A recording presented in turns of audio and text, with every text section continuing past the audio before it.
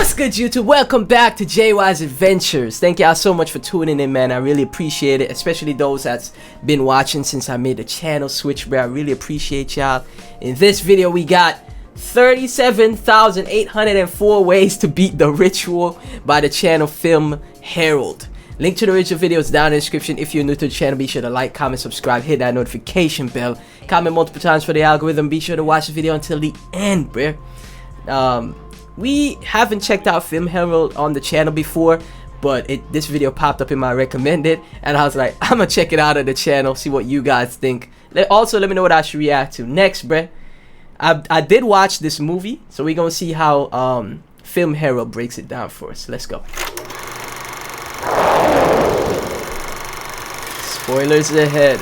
Gotta have that spoiler warning. I recently saw David Bruckner's The Ritual, a horror film set in the forests where they went through the forest. Sweden. A while back, I made a video on hylophobia, or fear of forests, something that I think this film does a great job tapping into. Stuck in a labyrinth of trees, the characters can only see a few meters in front of them. There are some incredible set designs too, and the creature is unlike anything I've seen in a horror film before. However, The Ritual also made me incredibly angry, but for reasons I'll divulge later. You'll also notice that I've come up with a few more solutions than I normally do. The film, mercifully, wastes no time jumping into the plot. Four friends, Luke, Dom, Hutch, and Rob, set out on a 4-day hike of the Kungsleden, or King's Trail in northern Sweden. I love hiking so much. On the third day of the hike, Dom injures his knee. Hutch convinces them to take a shortcut through a forest in order to finish the hike sooner so that Dom doesn't need to walk as far on his injured knee. I used to be an adventurer like you.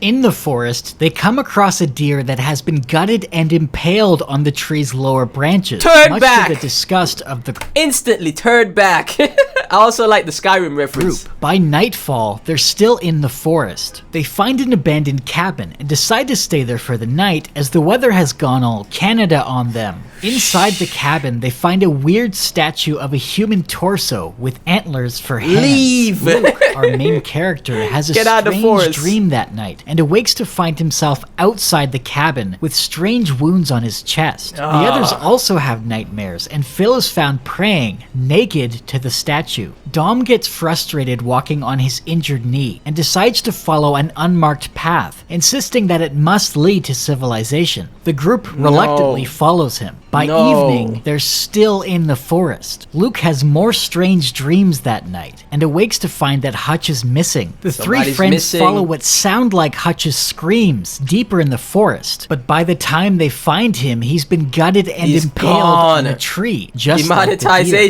The three carry on in their attempt to escape the woods. By that evening, they can see lights of a settlement nearby, but before they can embark, a giant creature grabs Rob and carries him away. Terrified, Luke and Dom make a break for the settlement. On the way, they see Rob's body hung from the trees. They reach the settlement, but instead of receiving help, they're bound and held captive. The people there have the same marks on their chest that Luke has. They explain to him that the creature in the woods is a Jotun, a bastard offspring of the Norse god Loki. They worship the Jotun, and in return, they're granted unnaturally long life. That night, Dom is living for a longer time period, bruh. I have debates with my friends about this. Would y'all want to live forever? I honestly wouldn't, bruh. Give me to the age of like 60, 70 years old. I'm good. You know what I'm saying?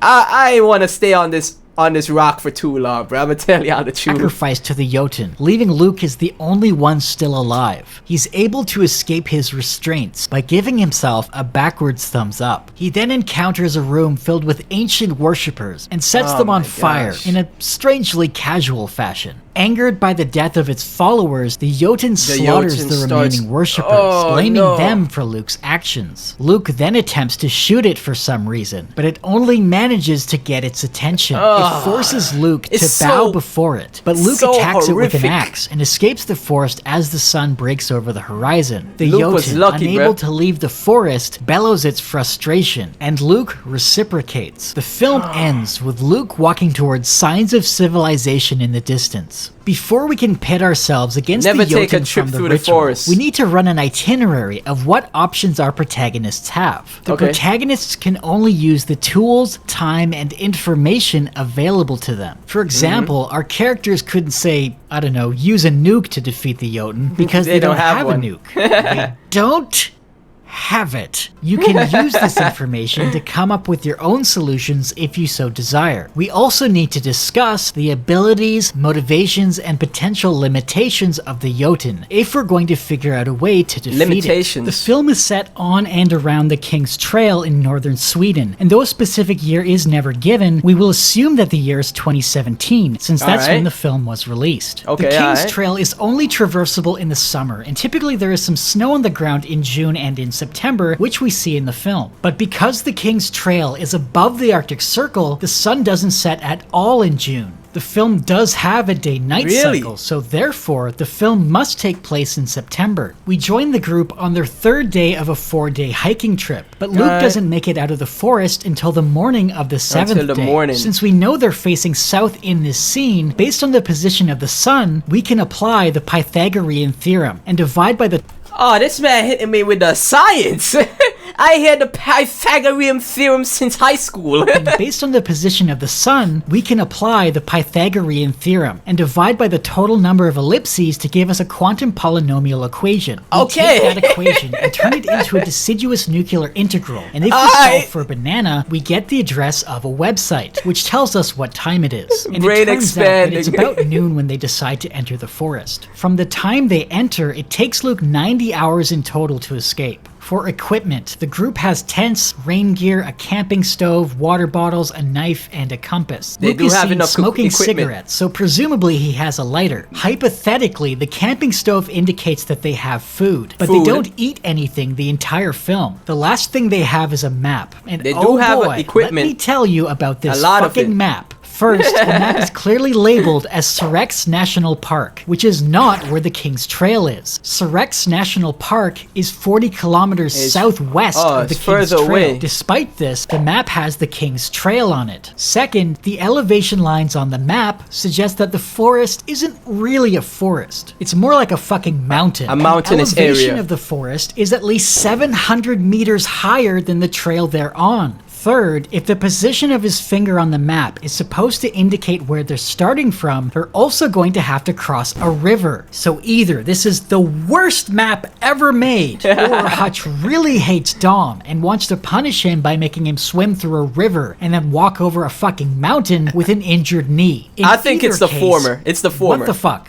Now let's discuss the Jotun. The Jotun in the ritual is a grotesque monstrosity with an elk-like body, a human torso for a head, and small hands that it uses to inspect its victims. It's immortal, and though it can be damaged, our protagonists have no tools in their possession capable of killing it. They don't have a nuke, okay? No, they didn't bring one. It's too big. It wouldn't fit in their bag, so it's not really an option. So if you suggest nuking it, I will have to name you severely. It can torment its victims with hallucinations. Comment section, they can't nuke it. It's not clear what purpose this serves. The Jotun wants some to worship it and to kill others as a sacrifice, but the criteria by which it chooses isn't clear. This deer was apparently not worthy. The worshipper who talks to Luke says that the Jotun will kill anything that doesn't bow to it, but Dom wasn't given a choice, and when Luke decides not to bow, it forces him to anyways. It appears to choose certain people as worshippers and others as sacrifices by some unknown criteria. It marks its chosen worshippers with chest wounds that form the Norse rune for property. It is very adamant that its worshippers not leave the forest, as it can't leave either. Those that worship it are granted... Stay right here and worship me, man.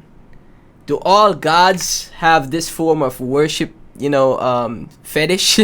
Worshippers not leave the forest, as it can't leave either. Those that worship it are granted unnaturally long life, best illustrated by the room full of mummified but still living worshippers. They were all alive in there. All the mummies group needs to overcome or avoid are the worshippers. Presumably, they're the ones who have been carving runes on the trees. The runes they encounter in front of the cabin roughly translate to home of intense hardship, and within the cabin, 2 runes are hung, which mean property of the elk. You'll notice that the post that Dom is tied to when he's sacrificed is actually a giant rune of the word elk. So those are the conditions that the characters are up against. Now, to solve their dilemma, we will try to use solutions that either save more lives, end the conflict sooner, or present less risk for our protagonists. Hi. I'm a shark, and when I'm looking for the fastest and safest way to use the internet, I use Surfshark VPN. Surfshark hides your internet traffic from interested parties, such as hackers, ISPs, and those damn whales.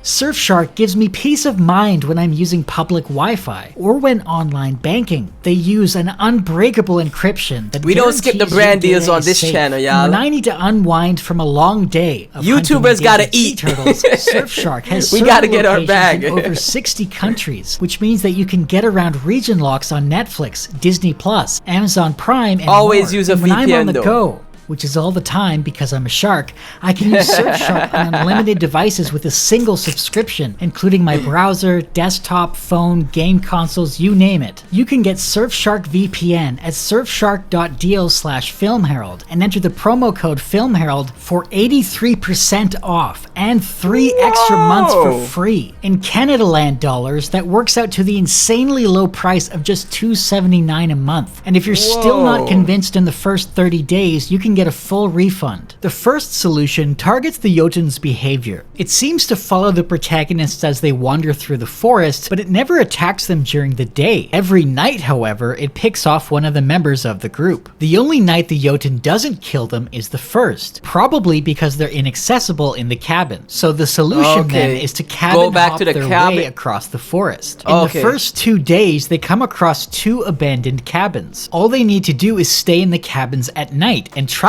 during the day. Theoretically, that should keep them safe from the Jotun. If they can't find a cabin to stay in, then they could climb a tree. Now we know that the Jotun is quite large, and as such it has quite a reach, which is why it can impale its victims on branches in the first place. But if they climbed high enough, they may be able to stay safe at night if there are no cabins to stay in. In all honesty though, this is a no good, very bad solution. At the first cabin, when Luke has a nightmare, he wakes up outside the cabin, and Rob is found worshipping the idol upstairs. This suggests that in addition to giving people nightmares, the Jotun can also make them sleepwalk. It could get its victims to walk out of a safe dwelling, or climb down from a tree they're hiding in. Another problem is that the cabins they find may not be abandoned. If they run into the worshippers, they're unlikely to get away because they don't know that the worshippers are hostile. And the last problem is that even if they manage to avoid the worshippers and stay inside a shelter at night, if they had to climb a tree, this thing could probably knock it over. We saw in the film that it nearly knocks trees over just by walking through the forest. So this solution has a lot of flaws, but not to worry. I have another 37,802 left, and I've got a good feeling about the rest of them. Moving on. This solution is pretty dumb, but I don't know, what if Luke just stayed in the forest and worshipped the Jotun? Yes, his friends would all still be killed and he wouldn't get to leave the forest, blah blah blah, big sad. On the upside, he would get to live for hundreds or maybe thousands of years. I mean, that's a pretty big upside. I mean, in the forest though, around them crazy people when you're used to modern life, I need my internet. How else will I watch Film Herald? You know what I'm saying? That's a downside to me. For hundreds or maybe thousands of years. I mean, that's a pretty big upside. Am I wrong here? Luke doesn't mention having any other friends or family or loved ones. Maybe this elk with a torso for a face might be his friend. Might be better. All he needs to do is kneel and accept Jotun Christ as his Lord and Savior. There are only a few downsides here. The first is just not being able to leave the forest, which, yeah, would suck. The other problem is that there aren't that many romantic prospects among the worshippers, unless you're into G-MILFs. But the major downside is that even if he gets to live that long, he'll end up as some shrunken, pointless husk that they'll stuff into the attic with all the rest of the old people. And the romantic interests get real slim up there. What do you think? Could this be the answer? No? I'm seeing a lot of no's. That's a moving pass. on. This solution is even worse than the others, and I know what you're thinking. Film Gams, those solutions were hot garbage. How could this possibly be Them worse? legs, though. Well, just you wait, my very cruel friend. Your comments are very hurtful. The worshipper he speaks with says that he can either kneel before the Jotun or it will kill him, but he doesn't kneel, and it doesn't kill him. It seems very determined to make him kneel, and it also doesn't seem that interested in killing him. So why doesn't he just leave? Instead of trying to shoot it or attacking it with the axe, just walk out of there. What's the problem? Oh, you're saying that it doesn't dramatically change the outcome? What's that? All his friends are still dead and he didn't get out any sooner and there wasn't any less risk? What's that? He's a talentless boob? Well, I did say this is worse than the other two. Moving on. Now you may notice that this video is nearly over and we still have 37,800 solutions to get through. Well, we come to the reason why I wanted to make this video in the first place. The last and most obvious solution is to not go in the forest in the first place. Take the long walk. And occasionally I do a bit of hiking. I have even hiked with someone who sprained their ankle very far away from the end of the trail, much like the situation faced by the protagonists. And I have never, not even once, thought that it would be a good idea to go off trail to save time. The original reason they went off trail was to get to the lodge faster because of Dom's ankle knee. And quote, I'm not... Or the knee, my bad. But if they never went into the forest and they spent like longer time because they had food, they had supplies, they had everything, right? All they had to do was just let him take a little bit of pain for the extra couple days or whatever. You know what I'm saying? And they would have been just fine. To get to the lodge faster because of Dom's injured knee. And quote, I'm not doing 14 hours on this. Well, on this quote unquote 14 hours. He does 75 hours on his injured knee. And then he dies. They didn't know that would be the outcome. But they did know what they could see on this fucking map, which is that the shortcut through the forest means climbing over a 700-meter mountain. The marked trail, in contrast, has no such elevation gain. So which one do you think will be better on his knee? Like I said, I've hiked with someone who is injured. I do hiking as well. It takes longer, but it doesn't mean that your immediate reaction should be to trailblaze into unfamiliar terrain. Take a shortcut. Which brings me to my second point. Having a map and a compass are great. Well, not this map, but there is still plenty of opportunity to get lost when there is no official trail to follow. Dom's decision to follow this trail in the wrong direction is a perfect example. They have no phone reception, no GPS, and no emergency beacon if things go wrong. No way to contact anybody. It is baffling to me that they would take such a huge risk with no backup plan, no modern equipment, armed only with a compass and the worst map ever. Every second they spend in the forest still on that is another map. moment they could change their minds and head back to the trail. Since the first person is killed on the second night, if they can get back to the trail before then, they'll be able to get out of the forest without suffering any casualties. If you do the math, they have 37,800 seconds before they must turn around and get out of the forest before the second night. Therefore, there are 37,800 seconds and 37,800 that's why he titled the video. They decided to keep going instead of turning around. Each one would get the protagonists out of the forest faster, with less risk and no loss of life whatsoever. Nobody would have died. By far the best way to beat the ritual. And if you find yourself in a similar situation, I urge you to use just one of those solutions. Turn around and head back on the trail. But if you disagree and you think that you have a better idea, please let us all know about it in the comments, and I may feature it in the comments versus the ritual video coming out next month. Thanks for watching, and until next time, this has been the Film Herald. Oh, that was dope.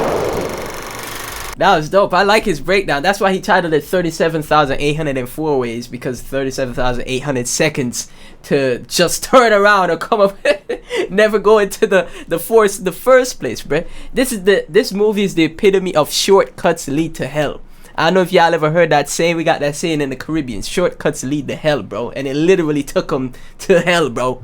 You know what I'm saying? All they had to do was just go the trail, the original trail, and they would have been straight. I really like Film Herald's breakdown of the movie, guys. He's super funny. I liked his script a whole lot. He had a lot of wit in there. Let me know what y'all thought of the video down in the comment section. Let me know what you thought of my reaction. If you enjoyed it, be sure to like, comment, subscribe.